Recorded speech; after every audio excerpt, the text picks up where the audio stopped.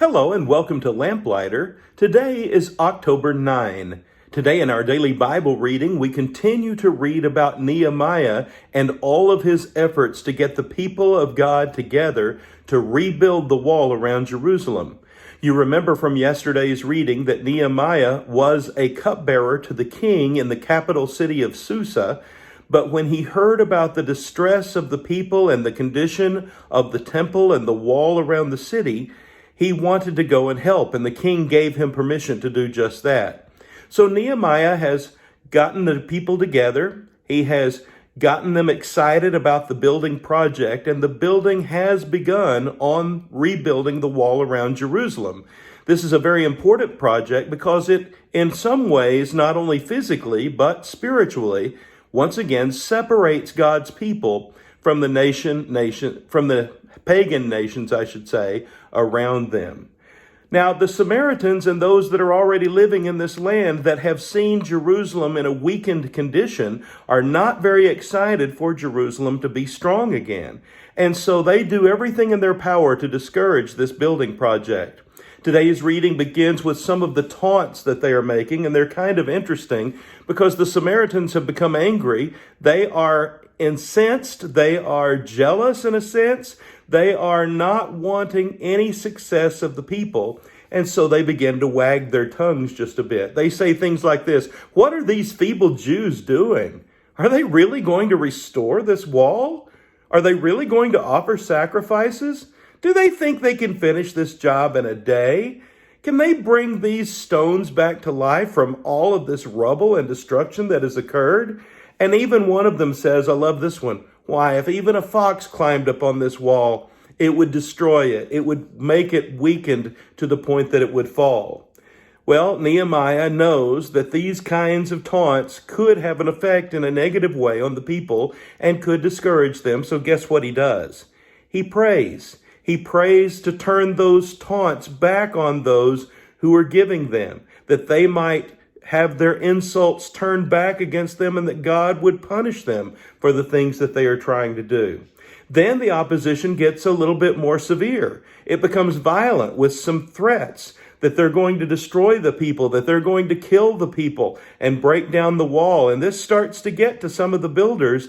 They do begin to be afraid, and Nehemiah has a problem on his hands because of a lack of morale. The workers get discouraged, and the strength then begins to wane just a little bit, and they're wondering if they really can finish this project.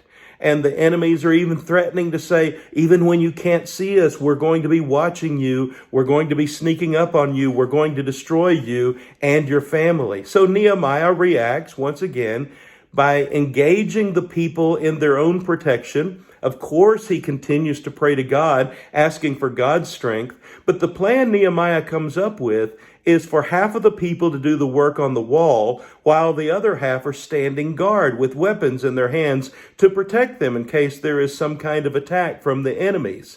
Then there seems to be some sort of rotation. After a few hours of work, then the next person moves into the place of being the defender, and so on. We even read at times that there are some people who are working on rebuilding the wall with one hand and holding their weapon and standing at the ready with the other hand. And so they're watching to make sure they're not being attacked, but they're not being deterred from the task at hand, that is the rebuilding of the wall around Jerusalem.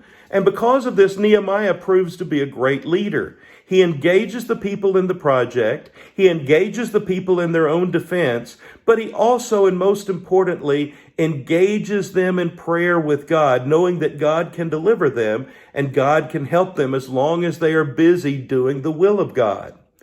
In the meantime, we start to read about some internal problems the people have.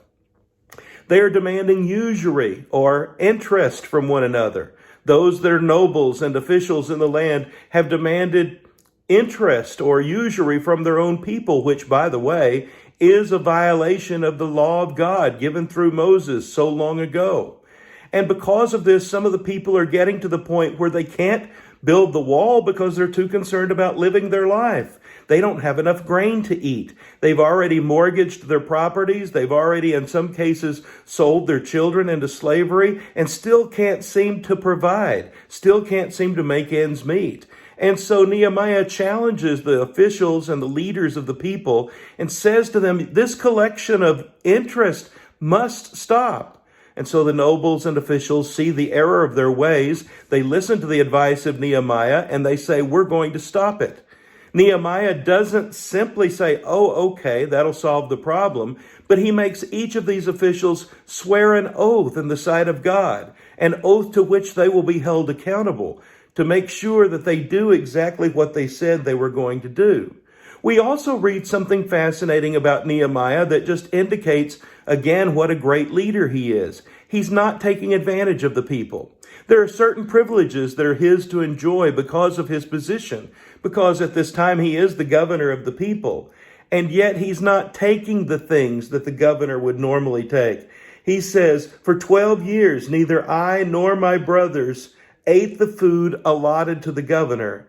But the earlier governors, those that preceded me, they did this. But Nehemiah says, I'm not going to be a burden on the people. I will not eat this food that's allotted to me. And beyond that, Nehemiah even shows great benevolence. 150 Jews and officials are invited to sit with him at his table, and they partake of this fare that's given typically to the governor and his guests. And while Nehemiah is trying to do everything above board, making sure that he is accountable not only to the people, but more importantly, accountable to God, he prays. It shouldn't surprise us. He says, remember me with favor, O my God, for all I have done for these people.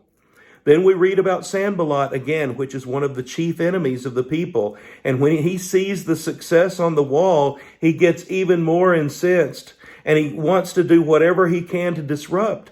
And so he gets some people together and he asks Nehemiah for a conference. These leaders among the Samaritans and the neighboring nations want to meet with Nehemiah, and they say, why don't you come out and meet with us on the plain of Ono, and we'll talk things over. We'll try to settle these things in a mature sort of way. But Nehemiah sees right through this scheme. He sees it for what it is. They're trying to get Nehemiah out away from the wall so that he can't lead this building project.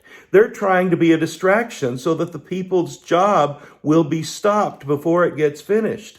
They even start to threaten Nehemiah. They write a letter and they threaten to send it to the king to say that Nehemiah is abusing his power and he's simply wanting to be considered himself to be the king of these people. He knows that that would make any sitting king angry.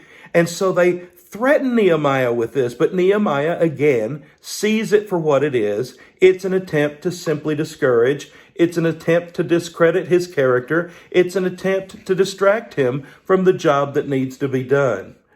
Even letters are sent to intimidate him. Over and over, almost every trick in the book is tried to either discourage Nehemiah or discourage the people or to cause Nehemiah to be afraid or to cause Nehemiah and the people to be distracted. But in the midst of all of this, notice how our reading today ends. Nehemiah prays. He says, remember Tobiah and Sanballat, O my God, because of what they have done. Remember also the prophetess Noadiah and the rest of the prophets who've been trying to intimidate me. And then we read these powerful words. So the wall was completed on the 25th of Elul in 52 days. Imagine that. Even with all of the distractions, even with all of the threats, even with all of the taunts, the people continue to work. And the wall project is completed in just over 7 weeks, in 52 days. When all our enemies heard about this, all the surrounding nations were afraid and lost their self-confidence. And notice this, because they realized that the work had been done with the help of our God. You know what I'm going to say, don't you?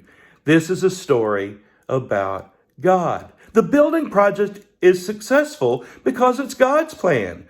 God blesses those who are following his plan, then and now. And the question we must ask ourselves is this: am I following the plan of God? If so, he will bless me. Isn't it great to be a lamplighter? His word is a lamp to our feet and a light to our path. I hope you have a blessed day.